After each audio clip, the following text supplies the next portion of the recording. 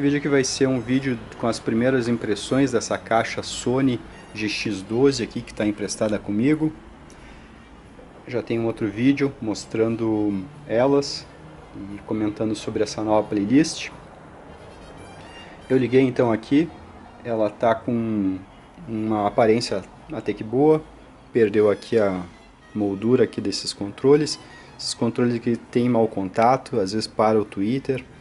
Então tá bem estranho, mas se a gente deixar no lugarzinho aqui fica funcionando. Vejo aqui que uma coisa que eu não gosto muito em caixas vintage é que a maior parte delas vem com o Twitter no mesmo lado. Vejo que o Twitter aqui está na parte direita, tá? Se eu virar ela, então imagine ela em pé, vai ficar na direita, e se eu girar essa aqui, o Twitter também vai ficar na direita. Então fica do mesmo lado. Então eles acabam ficando mais próximos do que poderia. Então, se um Twitter fosse na direita e outro na esquerda, eles ficariam bem afastados quando as caixas estivessem uma do lado da outra. Então é um jeito da gente conseguir um palco sonoro, uma separação, digamos, do estéreo mais perfeita, é os tweeters estarem mais distantes. Geralmente do agudo é que vem a parte do estéreo. Então a diferença de estéreo acaba vindo geralmente nas vias altas. Era bom que o mid-range e o tweeter ficassem opostos ao da outra caixa. Tá? Então, por exemplo, os dois aqui num canto. Tá? Então, esses dois aqui dessa caixa nesse canto e esses dois dessa caixa aqui no outro canto, para ficarem bem afastados. Assim a gente consegue uma imagem estereofônica melhor. Esse vídeo aqui, então, eu só vou fazer algumas comparações. Eu vou ligar elas aqui no Pioneer SX3900 e vou usar aqui o chaveador que meu amigo Eduardo faz. Eu vou deixar o link aí nos cards. Bom, eu vou colocar aqui uma música e eu vou chavear entre as caixas BSA, tá, que é essa aqui, e a caixa Sony. Então, quando estiver no lado de cá, é a BSA. E quando estiver aqui, é a Sony. Eu vou etiquetar isso. Pronto, agora não tem erro. E a gente vai fazer uma comparaçãozinha aqui entre esses dois tipos de caixa. Uma caixa é uma torre, uma caixa moderna, uma caixa feita para alta fidelidade. E a GX12 é uma caixa vintage. Então vamos dar uma comparadinha. Deixa eu colocar uma música legal aqui. Eu vou gravar isso com o gravador zoom aqui atrás e depois eu troco o áudio, tá? Eu vou colocar gravar aqui.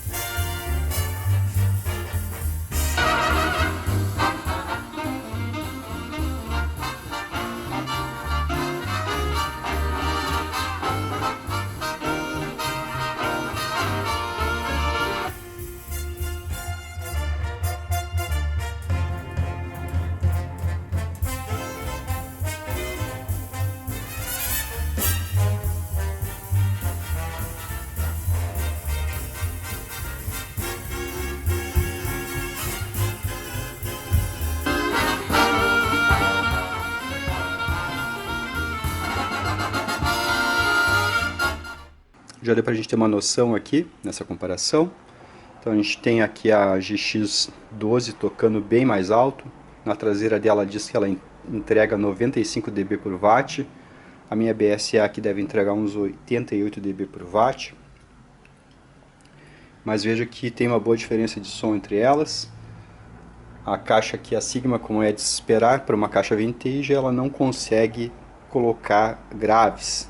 Tá? Então ela não tem um range estendido de frequência. No audiorama diz que ela tocaria de 30 Hz a 20 kHz, mas lá não diz quantos dB é a medição, se é menos 3, se é menos 6, se é menos 10, se é menos 12. Então esse tipo de informação que não diz o ponto de medição, onde é o menos 3 dB, não tem valor nenhum, pode ser qualquer coisa. A diferença foi bem grande aqui entre a BSA. Então veja que a BSA teve uma extensão de graves muito maior. A BSA aqui ficou com um som muito mais natural porque ela é uma caixa muito mais flat do que a Sigma aqui. Então muita gente confunde as coisas. Uma caixa mais flat do que a outra é uma caixa que tem mais graves e mais agudos, ou seja, uma extensão de graves, toca graves de mais baixa frequência e agudos de mais alta frequência do que a outra. Então uma caixa menos flat é a caixa que digamos, vai ficar só nos médios. Tá? Às vezes as pessoas invertem esse conceito. Tá? A caixa, quanto mais flat, mais ela consegue copiar os sons naturais. Então, os sons naturais são os sons originais das coisas. Então, uma caixa que tem um range de resposta bem extenso, por exemplo, de 30 Hz a 22 kHz, com a mesma pressão sonora, é uma caixa que praticamente consegue reproduzir o som de praticamente todos os instrumentos musicais que existem, com a mesma pressão, digamos assim, para todas as frequências nesse range. Uma caixa, por exemplo, as vintage, elas acabam tocando dos 100 Hz, por exemplo, com 95 dB, tá?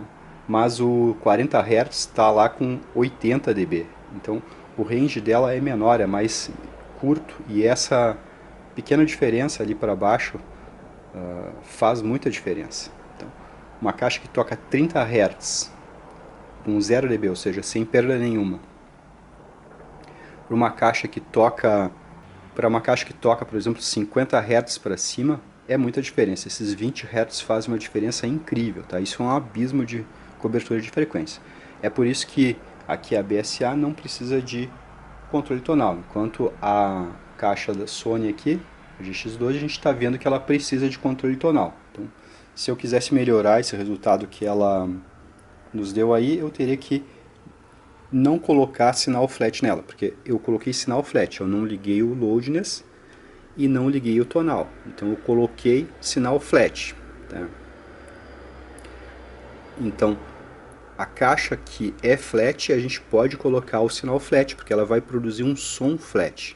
A caixa que não é flat, tá? A gente tem que ligar o controle tonal para corrigir o que falta nela, tá? Colocar mais graves e mais agudos. Então a caixa mais flat é a que não precisa de controle tonal, porque ela vai ter os graves e vai ter os agudos. Tá? Então eu vou estudar sobre esse woofer aqui da BSA, vou ver os parâmetros TS dele, eu consigo levantar isso, vou calcular, vou simular essa caixa no computador, vamos descobrir se esse duto aqui é adequado, se não é ele que está de repente prejudicando a caixa. Essa caixa aqui é dos anos 90 praticamente, já existia parâmetros TS, então dava para fazer uma caixa boa já, tá? Bem calculada, com um duto bem certinho. Então eu vou levantar esses parâmetros e a gente vai ver se esse duto aqui, digamos, está adequado a essa caixa. Tá? Então essa caixa aqui é do tempo dos parâmetros TS, então é esperado que tenham usado os parâmetros TS na construção dela, na idealização dela. De repente também pode haver a possibilidade de ser uma caixa feita no chutômetro. Tá? Tudo chutado, como era nos anos 70, por exemplo, que não existiam os parâmetros TS. No início dos anos 80 também os parâmetros TS estavam muito pouco desenvolvidos. Tá? Mas aqui já tinha computador, então já dava para fazer uma caixa bem mais assertiva. Então aguardem os novos vídeos aí sobre a Sigma GX12, vamos ver se a gente consegue até dar uma melhorada nessa performance dela, porque vocês viram que ela tem um som mais ou menos de rádio AM. Tá? Ela não é uma caixa que permite ser usada sem artifício tonal. Tá? Então essa caixa aqui certamente precisa de o treble no máximo, o bass no máximo e mais o loudness para tocar igual como tocou a BSA aqui, sem nada ligado. Então a caixa mais flat é a caixa que não precisa de controle tonal, a caixa menos flat é a caixa que precisa. Então é isso aí, um abraço.